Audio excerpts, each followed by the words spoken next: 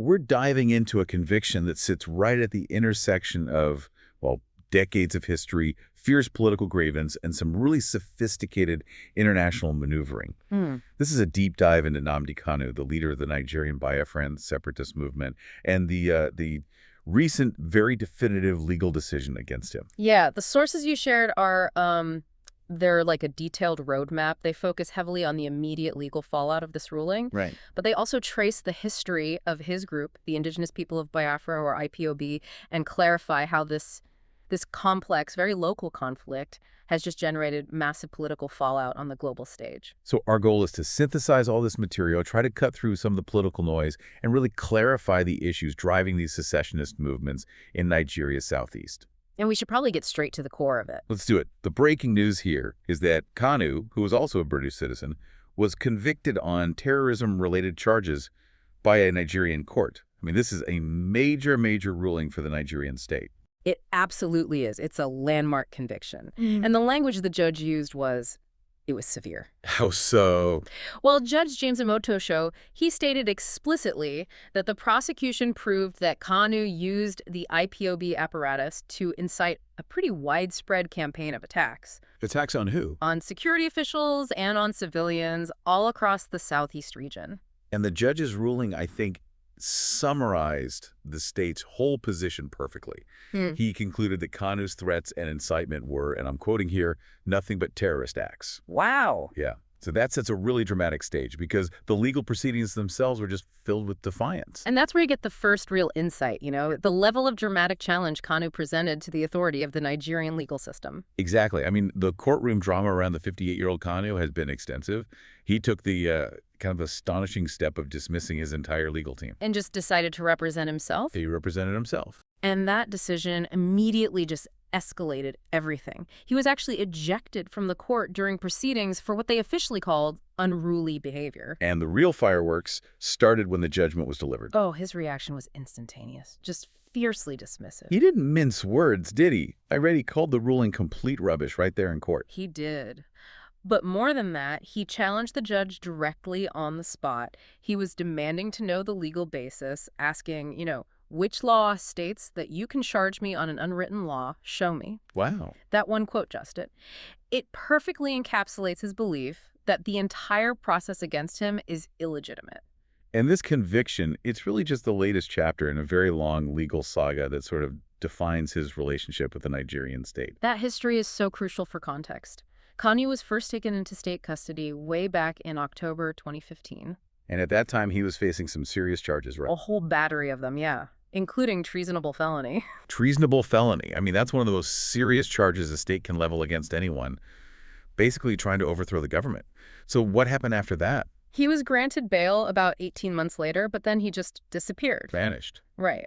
And that disappearance led to years of operational uncertainty for the Nigerian government. Okay. It was eventually resolved in 2021 when he reappeared in their custody after an extradition from Kenya. Okay, now that 2021 extradition is a hugely contentious point in the sources, isn't it? It is. His supporters and his legal advocates, they immediately called it an extraordinary rendition. For anyone who might not be familiar with that term, what does that mean?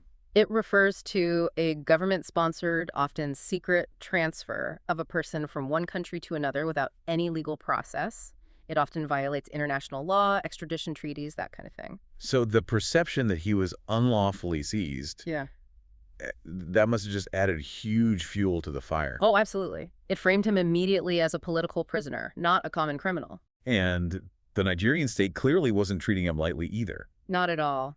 The sources confirm how seriously the government views these actions. At one point, prosecutors had actually called for him to face the death penalty. A death penalty. Yeah. That one detail just illustrates the perceived existential threat the state believes IPOB poses to Nigeria's unity.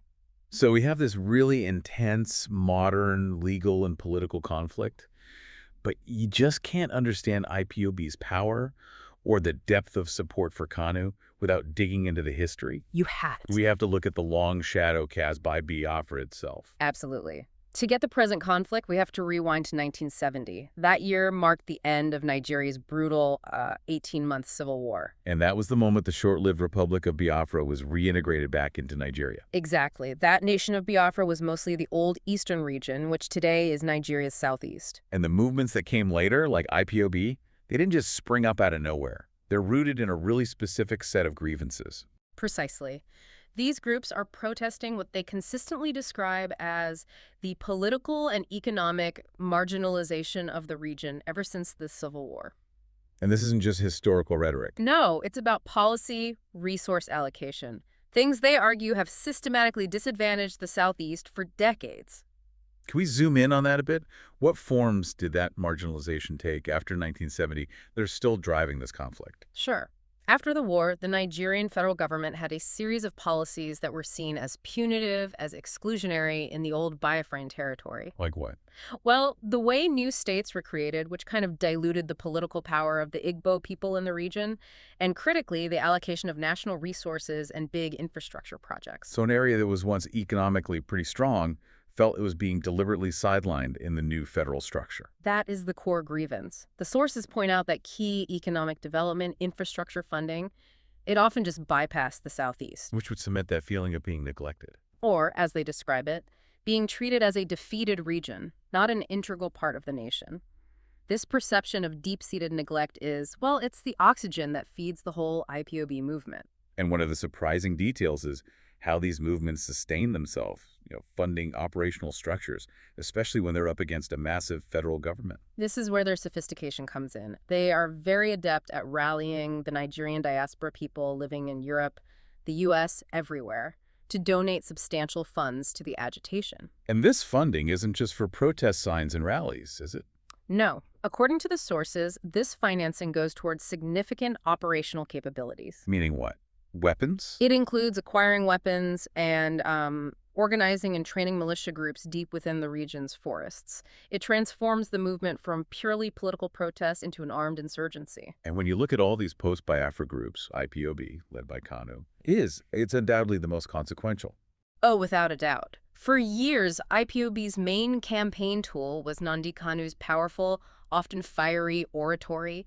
He'd broadcast it over the London-based Radio Biafra. And that platform let him just bypass traditional Nigerian media. Exactly. He could speak directly to supporters at home and abroad, and it really galvanized the movement. But the movement's methods, they moved beyond just radio rhetoric. They became extremely violent, confrontational, which led to that pivotal moment in 2017. Yes, that was the year the Nigerian government officially prescribed IPOB as a terrorist organization. For our listeners, what does prescribed actually mean in this context? It means the group is legally designated as an outlawed entity engaged in terrorism. So membership, or even providing support, becomes a serious crime. And since that designation, the government has accused IPOB of a widespread campaign of terror. And the most visible and maybe most economically damaging aspect of that campaign is the enforcement of these sit-at-home days. This is a devastating tactic, isn't it? Enforced every Monday. Every single Monday. IPOB militants regularly and violently enforce these bans. They demand that business, school, commerce, all activity just stops. It's a paralyzing form of mass protest, but it comes at a huge cost to the very civilians the movement claims it's fighting for. The economic impact is catastrophic. You're shutting down the commercial hub of the region once a week. But the human cost is far worse. How so? The sources highlight that people who disobey, drivers, shop owners, students, are often brutally attacked or even killed by militants enforcing the ban. Which brings us back to the fatality statistics. The sources really show the immense scale of this conflict. Yeah, the data is sobering. SBM Intelligence, which is a geopolitical risk consultancy, says as many as 700 deaths have been linked directly to separatist militants just since 2021. 700. And you see contemporary examples like that horrific ambush in May 2024 in Abia State. 5 soldiers and 6 other people were killed. It confirms this isn't just a protest anymore.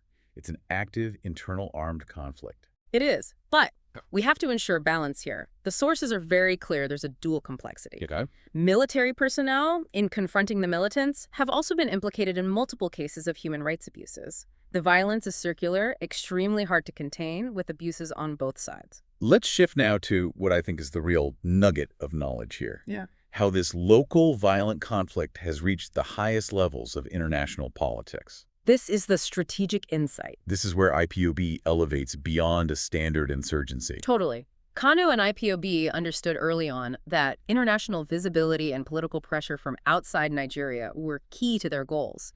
The sources detail how Kanu hired these influential U.S. lobby firms. Including one owned by a former congressman, Jim Moran. That's the one. But why U.S. lobbying specifically? What were they hoping to achieve in Washington? They were seeking validation and pressure. The ultimate goal was to influence U.S. foreign policy, either get some kind of international intervention or, at the very least, pressure the Nigerian government through sanctions or diplomatic condemnation. And the U.S. designation of Nigeria as a country of particular concern. Our sources suggest that was a direct result of these efforts. During the Trump administration, yes. The reporting in Nigerian media links it directly to this intense lobbying.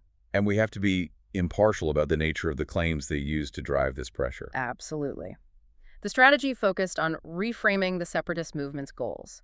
The sources report that the lobbying tied into broader U.S. political narratives, especially concerns around religious persecution. This is where it gets highly charged. The sources detail that Donald Trump threatened to attack Nigeria, citing, and we have to stress, unproven claims of a Christian genocide in the north. That's right. And Kanu himself used that exact framing.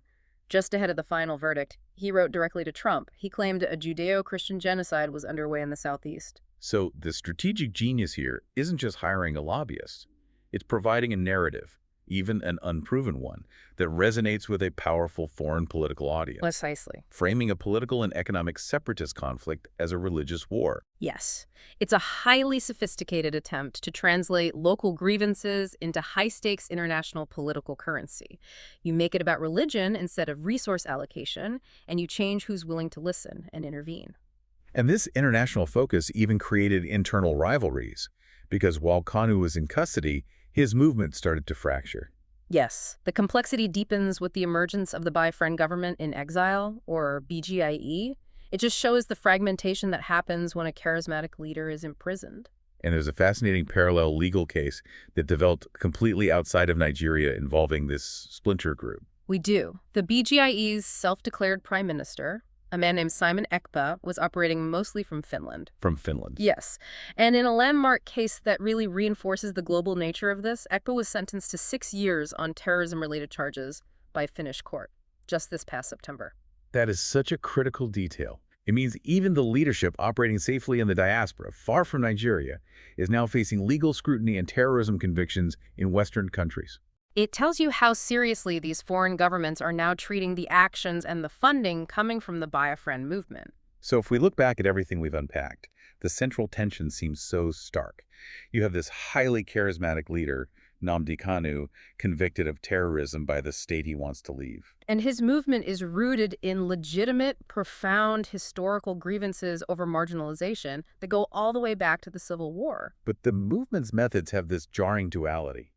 On one hand, you have brutal, violent internal tactics, the sit-at-home days, the militant ambushes. While on the other hand, they're engaging in this incredibly sophisticated international political maneuvering with high-priced U.S. lobbying firms and diaspora funding. This deep dive into the source material really provides a clear snapshot of an internal crisis that has become truly globalized. It's defined by political grievances, challenging legal precedents, and profound violence affecting millions. It's an armed conflict with a global marketing strategy. So what does this all mean for the future of governance in Nigeria and for other countries facing similar challenges?